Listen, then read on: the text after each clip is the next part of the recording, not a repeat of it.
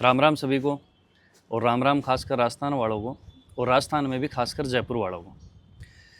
Video आप पूरा देखना, क्योंकि जो वीडियो है वो वीडियो कहीं ना कहीं हमें हमारे अंदर झांकने पे मजबूर करेगा। ये शुरुआत एक शेर से करता हूँ, और शेर है कि उंगलियां यूं ना किसी पर उठाया करो, उंगलियां यूं ना किसी पर उठाया करो, देखा करो, समझा करो और समझाया करो। देखा करो, समझा करो और समझाया करो। ज़िंदगी को अगर समझना है अगर ज़िंदगी को, तो बारिश में पतंग उड़ाया करो। ये शेर इसलिए मैं बोल रहा हूँ कि जो हमारे राजस्थान सरकार के शिक्षा मंत्री हैं मदन दिलावर जी, उनका आज स्टेटमेंट आया है। और स्टेटमेंट आया है जो बगरू में घटना हुई, रामपुरा के जो स्कूल हैं वहाँ पर कुछ सीजेपी के कार्यकर्ता गए थे, और सीजेपी के कार्यकर्ताओं पर वहाँ पर हमला हुआ था। और जो गए थे वो गए इसलिए थे कि जो वहाँ पर स्कूल थी वो स्कूल एक छप्पर में चल रही थी, एक तबेले में स्कूल चल रही थी। तो शिक्षा मंत्री जी का बयान आया है, बोला ये जो ये हमला हुआ ये हमला सही हुआ था, और ये जो हमला किया ये गांव वालों ने किया, और गांव वालों ने ये इसलिए किया कि गांव की सुरक्षा के लिए, मतलब गांव की सुरक्षा के लिए उन सीजेपी कार्यकर्ताओं पर हमला किया गया। बेतुका बयान है। मतलब गांव में क्या हमला करने आ रहे थे वो? क्या बम लेके आए थे क्या वो? हैं? मतलब इतना वाहियात किस्म का बयान आप कैसे दे सकते हो आप, कि गांव वालों ने गांव की सुरक्षा की? क्या गांव पे हमला करने आ रहे थे? अगर हमला करने आ रहे तो एफआईआर करके अंदर करो आप। इस पॉइंट में आप तीन बिंदु हैं, देखो। एक तो है गांव वाले, जो जयपुर का बगरू कस्बा है उसमें गांव है रामपुरा। वो गांव के अलावा राजस्थान सरकार, और राजस्थान सरकार के अलावा सीजेपी, ये तीन एंगल हैं इसमें। तीनों एंगल की अगर हम देखें तो सीजेपी के कार्यकर्ता एक स्कूल के सोशल ऑडिट के लिए, या स्कूल ऑडिट मान लो, या औचक निरीक्षण मान लो, कुछ भी मान लो, उसके लिए वहाँ पर जाते हैं। गांव में पहले से प्लानिंग थी, क्योंकि अगर प्लानिंग नहीं थी तो इतने लोग इकट्ठे कैसे हो सकते हैं? नेशनल मीडिया वहाँ पर थी, और एक दो चैनल इंटरनेशनल मीडिया के भी वहाँ पर थे।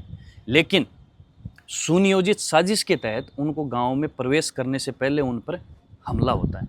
अब देखो, इसमें या तो वो गांव वाले थे, अगर गांव वाले थे तो उनको, गांव वालों को वैसे शर्म से डूब मरना चाहिए, और अगर वो गांव वाले नहीं थे, बाहर वाले थे, तो भी गांव वालों को शर्म से डूब मरना चाहिए कि आपके गांव में अगर कोई स्कूल ठीक करवाने के लिए कोई युवा आ रहे हैं, आपके गांव के, आपके बच्चों की स्कूल ठीक हो, उस पर आप इस तरीके से हमला करोगे तो आने वाला जो भविष्य होगा आपके बच्चों का, वो कहीं ना कहीं अंधकार में है। दूसरी चीज़, अगर वो बाहर वाले थे तो गांव वालों पे और बड़ा प्रश्न चिन्ह है कि किसी गांव में आकर बाहर वाले कोई विशेष एजेंडा के साथ आकर इस प्रकार से किसी पार्टी पर हमला कैसे कर सकते हैं? तो वो भी गांव वालों के लिए चुनौती है। अगर वो बाहर वाले थे तो गांव वालों को कंप्लेंट करनी चाहिए, और अगर वो गांव वाले थे तो फिर गांव वालों को तैयार रहना चाहिए, क्योंकि इन जैसे जो गांव वाले हैं, इन गांव वालों को भी सबक मिलना बहुत ज़रूरी है कि अगर स्कूल को कोई ठीक कराने आ रहा है, चलो ठीक है, अगर वो कोई ऐसा काम कर रहे थे कि जो गांव के कोई खिलाफ था, तब तो मानते हैं कि चलो ठीक है, वहाँ पर ऐसा हो गया। और जो इसमें सरकार का जो बयान आया दिलावर जी का, गांव की सुरक्षा कर रहे थे। भाई साहब, कल अगर पुलिस चली गई ना किसी गांव में, तो पुलिस पर लाठियां भांजेंगे और फिर वो बोलेंगे कि हम तो गांव की सुरक्षा कर रहे थे पुलिस वालों से। ये चीज़ कहाँ तक जस्टिफाई है? मतलब गांव में पुलिस जाएगी, अगर पुलिस को दौड़ा दौड़ा कर किसी ने पीट दिया, और फिर वो बोलेंगे हम तो गांव की सुरक्षा कर रहे थे, गांव में आए थे। हैं? ये चीज़ कोई जस्टिफिकेशन वाली चीज़ नहीं है, और खासकर एक मंत्री के मुंह से तो ऐसे शब्द नहीं ही निकलने चाहिए। जब ऐसी कंडीशन में, जब इस राजस्थान की मैक्सिमम स्कूलों का बदतर हालत है, छप्परों में स्कूल चल रही हैं, अगर चल रही हैं तो उनमें टीचर नहीं है, और जवाबदेही देखो इनकी, जवाबदेही देखो, आराम से ऐसी कमरों में बैठकर बकवास करते रहते हैं। ठीक है, इनके ऊपर कोई सवाल न उठाए, इनके ऊपर स्कूलों को कोई ठीक करने के लिए आंदोलन आगे न बढ़े। इसलिए ये जो सरकारें हैं, ये सरकारें अपने समर्थित लोगों को भेजकर इस प्रकार का प्रोपोगेंडा करवाती हैं और हमला करवाती हैं। अगर सरकार नहीं करवाती हैं तो सरकार समर्थित कोई ऑर्गेनाइजेशन हो। गांव वाले, मुझे नहीं लगता कि गांव वाले इस प्रकार से हमला किसी पे करते होंगे, जब गांव वालों को ये पता हो कि ये लोग हमारी भलाई के लिए आ रहे हैं। कोई नहीं खड़ा होगा आपके लिए, कोई भगत सिंह नहीं बनेगा आपके लिए, ये तो इन बच्चों का धन्यवाद है, इनको सल्यूट है सीजेपी वालों को, कार्यकर्ताओं को, जैन जी को, कि उन्होंने एक मोमेंट खड़ा किया है स्कूल ठीक करो, और उसके तहत वो हर स्कूल में जा रहे हैं। आप तनख्वाह दे रहे हो क्या उन्हें? क्या ले रहे हैं आपसे? आपके स्कूल ठीक कर रहे हैं, आपके जो बच्चों का भविष्य ठीक हो इसके लिए वो लड़ाई लड़ रहे हैं।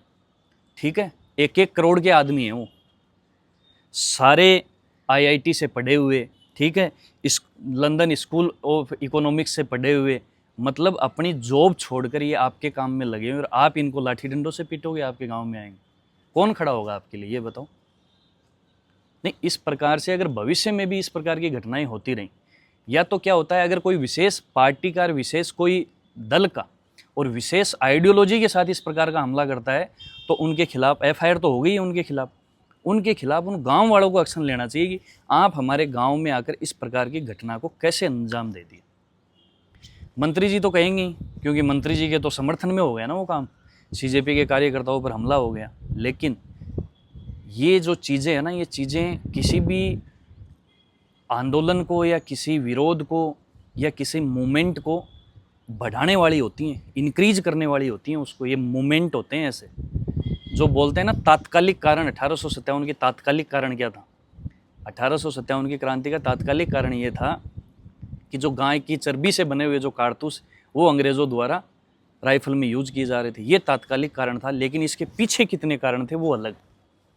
तो कहीं ना कहीं ऐसा कोई तात्कालिक कारण मत दो कि ये मूवमेंट कहीं बहुत बड़ा हो जाए। शांतिप्रिय मूवमेंट चल रहा है देश में, स्कूल ही तो ठीक करवा रहे हैं, कर क्या रहे हैं? वीडियो बना रहे हैं, भेज रहे हैं। ठीक करो, आपका काम है। सरकार में आप बैठे हो, ठीक करो, बजट दो। लेकिन इस प्रकार की घटनाएं होना और इस प्रकार की घटनाओं पर सरकार के प्रतिनिधियों का इस प्रकार से गैर जिम्मेदार बयान आना कहीं ना कहीं सवाल खड़े करता है कि हम स्कूल ठीक नहीं करेंगे। जिला शिक्षा अधिकारी हैं वहाँ के कुछ मीडिया के बंधु हैं, वो इंटरव्यू ले रहे थे। बोला हमने तो शिफ्ट किया है, बोला स्कूल को। तो बोला 2.5 साल से शिफ्ट ही कर रहे हो क्या आप? मतलब वो जिला शिक्षा अधिकारी है, वो गाड़ी में बैठ कर भाग गया सवालों से। ये जिला शिक्षा अधिकारी क्या करता है? एसी में बैठ के आराम से हवा खा के चला जाता है। इन जैसे अधिकारियों की वजह से, इन जैसे मंत्रियों की वजह से इस देश का बेड़ा गर्क हुआ है। 1 लाख सरकारी स्कूल पिछले 10 साल में बंद हुए हैं इस देश में। शायद पता नहीं होगा आपको, नीति आयोग की रिपोर्ट मई 2026 में पब्लिश हुई है, पढ़ लेना आप जाके। इतने ही स्कूल ऐसे हैं जो एक टीचर के भरोसे चल रहे हैं, ठीक है। और कितने स्कूल ऐसे हैं जिनकी जर्जर हालत है, जो ऊपर से गिरने के लिए तैयार हैं, ऊपर से चूर हैं, जिनमें मिड डे मील, पढ़ाई सब एक ही कमरे में हो रहा है, बाथरूम की सुविधा नहीं है, टॉयलेट्स की सुविधा नहीं है। विकसित भारत बनेंगे हम। कहाँ से विकसित बनोगे यार तुम? ये विकसित भारत बनने का है क्या तुम्हारा काम? बनोगे विकसित भारत। स्कूल तुम्हारे से ठीक नहीं हो रहे। स्कूल ठीक की बात छोड़ो, मंत्री चलो ठीक है ये बोले कि हाँ ठीक है कुछ कमियां हैं, हम कमियों पर काम कर रहे हैं, वो तो एक चीज़ होती है।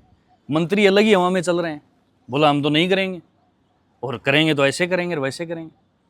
कुछ नहीं होगा। अगर युवा जाग गया ना तो दौड़ाएगा तुम्हें, दौड़ा कर भगाएगा। मैं बता रहा हूँ आपको, कहीं भ्रम में हो ना।